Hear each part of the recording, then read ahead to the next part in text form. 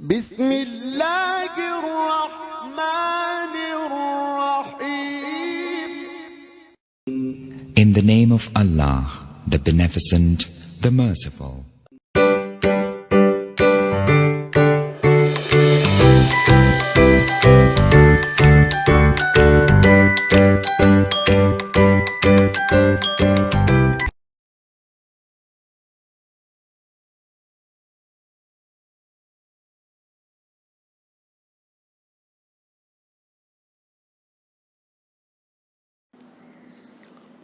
अस्सलामुअलैकुम।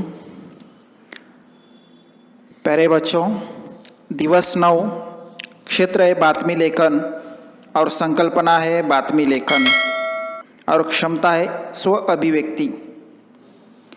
यहाँ पर आपको आज की जो एक्टिविटी है ये एक्टिविटी बातमी लेखन से रिलेटेड है। बातमी लेखन कहते हैं पेपर में जो न्यूज़ लिखी जाती है उसको कहते हैं मराठी में बातमी लेखन। अब बातमी लेखन के अलग अलग प्रकार होते हैं, उस प्रकार में हमें नहीं जाना है। हमें यहाँ पे सिर्फ इतना देखना है कि बातमी लेखन जब करते हैं तो बातमी लेखन करते समय किन किन चीज़ों को ध्यान में देना चाहिए, किन किन चीज़ों को इम्पोर्टेंस देना चाहिए ताकि हमारा बातमी लेखन जो है अच्छा हो। सबसे पहला पॉइंट होता है बातमी हमें किसके ज़रिए, यानी उसका मेन उद्देश्य क्या है। हम बातमी का सब्जेक्ट क्या है, उद्देश्य बोलने के बजाय मैं बोलना चाह रहा हूँ कि सब्जेक्ट क्या है, कि बातमी किससे रिलेटेड है। यानी एक्सीडेंट से रिलेटेड है या किसी प्रोग्राम से रिलेटेड है या किसी खेल से रिलेटेड है या किसी एजुकेशन से रिलेटेड है। ये बातमी का मेन होता है उद्देश्य। यानी आपको बातमी लिखनी है कहाँ से शुरू करनी है, पहले आपको बातमी का उद्देश्य समझना होता है।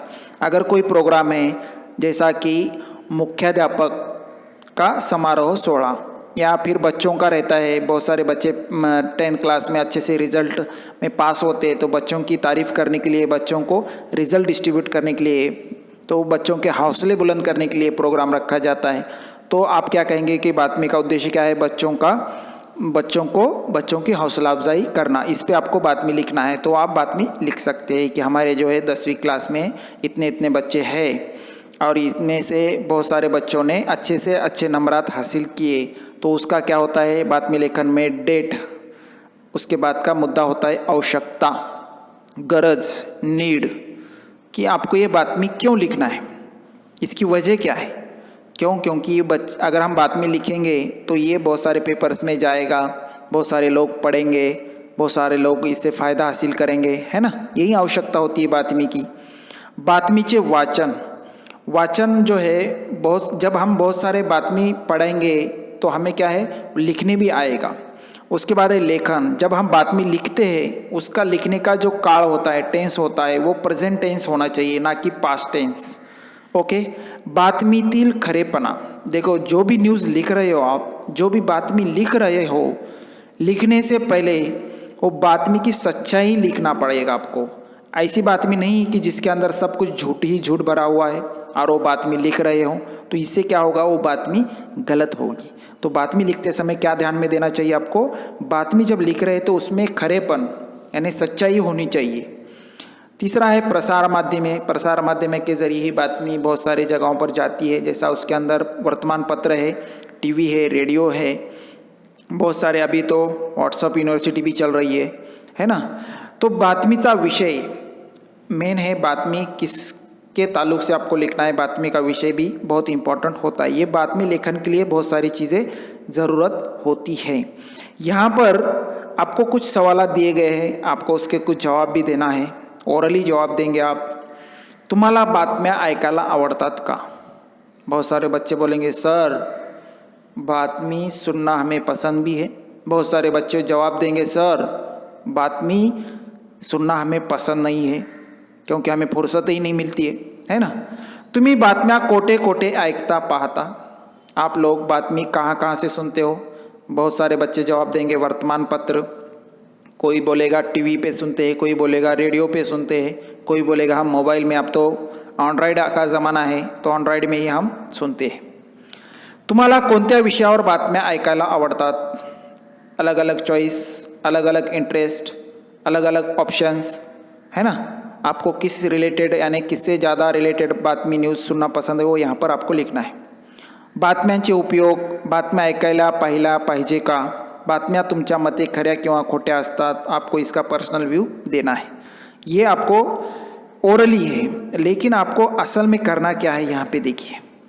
खालील बातमी वाचून त्याखाली दिलेल्या प्रश्नांची उत्तरे लिहा। एक न्यूज़ दी गई है आपको, एक बातमी दी गई है, इस बातमी को पढ़कर आपको नीचे सवाल के जवाब को लिखना है। बातमी का पहले विषय देखेंगे हम क्या है। जिला परिषद उच्च प्राथमिक शाळा उतरोली, कोई शहर का नाम है उतरोली, या शाळेत कला शिबिराचा समारोप संपन्न। कला शिबिर यानी क्या, कोई चित्रकला होगी या संगीत कला होगी, जो भी कला होगी उसका शिविर का क्या किया गया है, यहाँ पे आयोजन किया गया है। और यहाँ पे मैं बोला जैसा लिखा भी गया है, मेंशन स्पष्ट क्लियर विषय लिखा गया है, चित्रकला शिबिरेचा समारोप। समारोप यानी एंड। पहले सबसे पहले बातमी में लिखना होता है दिनांक। जाहिर सी बात है, आप कब की बातमी दे रहे हो उसका दिनांक में लिखना ज़रूरी है। तो यहाँ पे दिनांक दिया गया है 20 दिसंबर, लोक प्रतिभा ये पेपर का नाम है। और यहाँ पे हेडिंग में लिखा गया है चित्रकला शिबिराचा समारोप। बातमी लिखते समय कभी भी हेडिंग अच्छी होनी चाहिए ताकि लोग देखें। उतरोली ये शहर का नाम है, वहाँ तालुका है भोर, भोर में एक गांव है उतरोली। उतरोली येथील जिल्हा परिषद प्राथमिक शाळेत 10 दिवसांचे चित्रकला शिबिर नुकतेच संपन्न झाले। यानी उतरोली गांव है, वहाँ की जो जिला परिषद प्राथमिक शाला है वहाँ पे 10 दिन का चित्रकला शिविर का आयोजन हुआ था, अब वो खत्म हो चुका है। 19 डिसेंबर रोजी दुपारी 4 ते 6 या वेळात शिबिराचा समारंभ साजरा झाला।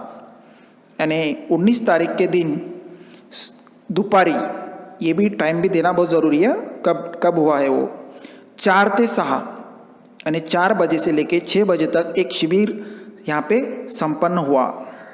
या शिबिराची सांगता प्रसिद्ध चित्रकार श्री अविनाश शिवतरे यांच्या सप्रात्यक्षिक मनोगताने करण्यात आली। यानी इस प्रोग्राम की जो सांगता है यानी एंड जो है वो चित्रकार श्री अविनाश शिवतरे इनके मनोगत कहते हैं, कुछ बातें कहना। तो ये इनके मनोगत से इसका क्या हुआ, एंड हुआ। आपल्या जीवनातील कलेचे महत्त्व सांगताना प्रत्येकाने कोणती ना कोणती कला शिकणे आवश्यक आहे, हा विचार त्यांनी आपल्या मनोगतातून व्यक्त केला। यानी जब वो मनोगत व्यक्त कर रहे हैं शिवतरे साहेब, तो उन्होंने लोगों से मुखातिब होकर ये कहा, बच्चों से मुखातिब होकर ये कहा कि हमारे जीवन में कोई ना कोई कला आनी चाहिए ताकि उसको हमारा फ्यूचर बनाने में आसानी हो। बिल्कुल आनी चाहिए। कोई ड्राइंग में परफेक्ट है, कोई सिंगिंग में परफेक्ट है, कोई और चीज़ में परफेक्ट है ना, ये कला ही है। समारंभांचे अध्यक्षस्थान प्राथमिक शाळेचे मुख्याध्यापक श्री सदाशिव शिंदे यांनी भूषवले। जो प्रोग्राम था, समारंभ था, उसका जो अध्यक्ष स्थान था वो किसने निभाया, सदाशिव शिंदे। और सदाशिव शिंदे उस स्कूल के क्या है, मुख्याध्यापक। कला शिक्षिका श्रीमती सुनीता सोमन यांनी प्रमुख पाहुणे व उपस्थितांचे आभार मानले। आभार मानना होता है कि आप प्रोग्राम में आए, हम आपके शुक्रगुजार हैं। तो ये आभार प्रदर्शन जो है किसने किया, श्रीमती सुनीता सोमन। यानी इन्होंने किसका आभार व्यक्त किया, प्रमुख पाहुणे जो चीफ गेस्ट आए हुए थे उनका इन्होंने आभार ये किया। या निमित्ताने सर्व 25 शिबिरार्थीच्या चित्रांचे प्रदर्शन भरवण्यात आले होते। असल मकसद देखो, इसमें जो चित्रकला शिविर जो है इसमें कुल कितने लोगों के चित्र प्रदर्शन के लिए रखे गए, 25 यानी 25 लोग इसमें पार्टिसिपेट थे। त्याला रसिकांचा उदंड प्रतिसाद मिळाला, यानी उसको लोगों का बहुत सारा क्या मिला है, सपोर्ट मिला है। अब देखते हैं हम सवाल जवाब की तरफ। कौन ते लिहा, पहला सवाल अ है समारंभांचे प्रमुख पाहुणे। प्रमुख पाहुणे कौन थे, यहाँ पे आपको लिखना है कि यहाँ पे प्रमुख पाहुणे किसे बनाया गया था। दूसरा सवाल है समारंभांचे अध्यक्ष, समारंभ के अध्यक्ष है, ये जवाब रहेगा। ई है चित्रकला प्रदर्शनास प्रतिसाद देणारे रसिक, कोणते, रसिक, जो लोग हैं उनको रसिक कहते हैं। उत्तर क्या आएगा? रसिक। 2 है उत्तरे लिहा। अ है शिबिरार्थींची संख्या, शिबिरार्थी कितने लोग थे? 25। इसका जवाब क्या है? 25। स्क्रीन के ऊपर देखिए। आ है शिबिरार्थींनी शिबिरात शिकलेली कला, कोणती कला शिकी है? वो आपको यहाँ पे लिखना है। ई है शिबिराचे ठिकाण, उतरोली प्राथमिक जिल्हा परिषद प्राथमिक शाळा उतरोली। ई है शिबिर शुरू झाली ती तारीख, शिविर कब से शुरू हुई थी? आपको शिविर की तारीख लिखना है।